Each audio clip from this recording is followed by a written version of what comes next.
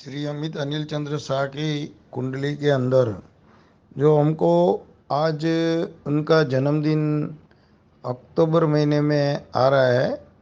तो सर्वप्रथम तो उनको शुभकामना देने हेतु ये कुंडली देखने का योग बना है। तो 64 में जन्मे हुए अमित भाई शाह को ये जन्मदिन के दिन ढेर सारी शुभकामनाएं। और उनका स्वास्थ्य काफ़ी अच्छा रहे। जैसे देश की सेवा करते आए वैसे और भी देश की सेवा करें। और अपने जो कार्यक्रम है उसमें वो बहुत व्यस्त रहते हैं और लोगों के लिए बहुत फायदे वाली प्रवृत्तियां भी वो करते आए हैं। तो ऐसे अपने केंद्रीय गृह मंत्री श्री अमित भाई अनिल चंद्र शाह को ये जन्मदिन की ढेर सारी शुभकामनाएं देने के बाद आज मैं बताना चाहूँगा कि उनकी कुंडली के अंदर कन्या लगन की कुंडली है। कन्या लगन की कुंडली के अंदर उनका गुरु और शनि जो है वो एक भी नक्षत्र का स्वामी नहीं बन रहा है। तो उनके कारण उनका जन्म जो हुआ है जो टाइम में, तो वो भरणी नक्षत्र के प्रथम चरण के अंदर हुआ है। और गुरु और शनि एकदम बलवान है, क्योंकि उनका शनि जो है कुंडली के षष्ठम भाव में बैठा हुआ है। तो शनि के कारण उनके जितने भी शत्रु रोग वगैरह के अंदर उनको बहुत भारी सफलता भी मिलती है। और वो शनि का रोल भी है। तीसरा, छठा और 11वें खाने में जब शनि रहता है तो शनि उनका बलवान गिना जाता है। वैसे शनि किसी भी ग्रह का नक्षत्रपति भी नहीं बना हुआ है। तो ये उनकी कुंडली की एक जबरदस्त विशेषता है। दूसरी उनकी कुंडली की विशेषता है कि उनका जो गुरु है, गुरु जो है यश कीर्ति का कारक है और चतुर्थ स्थान का भी गुरु कारक है। कन्या लगन की कुंडली है। तो ये कुंडली के अंदर गुरु भाग्य भुवन में बैठा हुआ है। वैसे गुरु भी कोई भी नक्षत्र का स्वामी नहीं बना है, कोई भी ग्रह का स्वामी नहीं बना है, मतलब किसी का नक्षत्र स्वामी नहीं बनने के कारण गुरु भी एकदम बलवान ग्रह है। वैसे गुरु भाग्य भुवन में भी अच्छा गिना जाता है। छोटी उम्र से वे खूब आगे बढ़ जाते हैं। और तीसरा जो ग्रह है उनका बलवान है, वो दसम भाव के अंदर राहु बैठा हुआ है। तो ऐसे ज्योतिष में तो कहावत है कि जिनको लगन से दसम भाव में राहु होता है वो प्रबल शासक बन सकता है। और वो राहु भी वैसा वैसा नहीं है। मिथुन राशि के अंदर राहु उच्च की साइन गिनी जाती है। मिथुन राशि राहु के लिए उच्च की साइन है। तो दसम भुवन में राहु बैठने के कारण तो ये राहु बलवान हुआ है। वैसे ही केतु भी गुरु मित्र की राशि में बैठने के कारण उच्चस्थ हो गया है। तो इनका चतुर्थ स्थान, दसम स्थान, भाग्य भुवन एवं षष्ठ भुवन सबके अंदर बहुत बलवान ग्रह है। तो आगे भी उनकी हम देखते हैं तो 12 के 12 जो स्थान है उसके अंदर शुक्र जो है वो 11 स्थान में खराब गिना जाता है। लेकिन 12वें स्थान में जब शुक्र होता है तो शुक्र बड़ी तरक्की देता है। ऐसा लिखा है कि एक ही स्थान शुक्र के लिए अच्छा रहता है, वो शुक्र जो है वो 12वें स्थान में आदमी को बहुत सारी तरक्की कराता है। तो शुक्र को जहाँ होना चाहिए वहीं जाके बैठ गए हैं।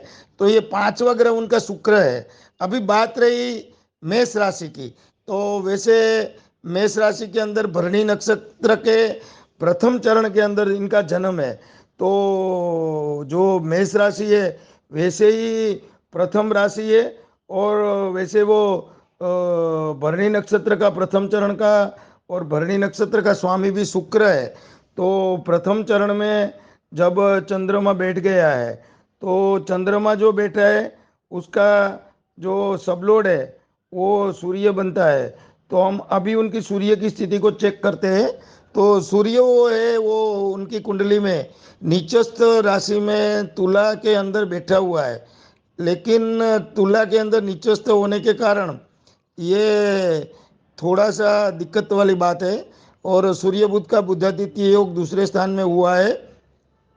तो वैसे वो सूर्य तो नीचस्थ हुआ है और सूर्य के ऊपर नीचस्थ मंगल की दृष्टि हो रही है। एकादश स्थान में जो मंगल पड़ा है वो नीच राशि के अंदर है।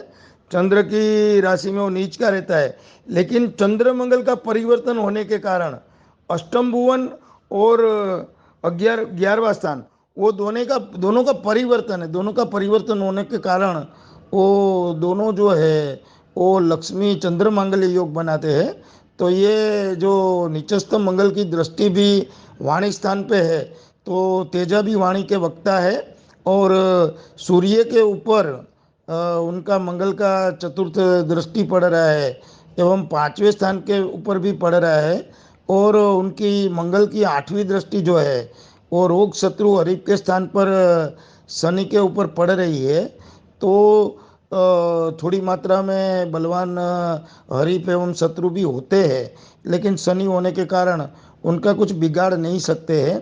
तो ये, और सबसे बड़ी विशेषता मैंने शुरू से बताई हुई है कि उनका जो अभी जो टाइम चल रहा है, वो अभी आगे जाके गुरु की महादशा में प्रवेश करने वाला है। विश्वोत्तरी महादशा जो उनकी चालू होने वाली है, वो विश्वोत्तरी महादशा चालू होने जा रही है।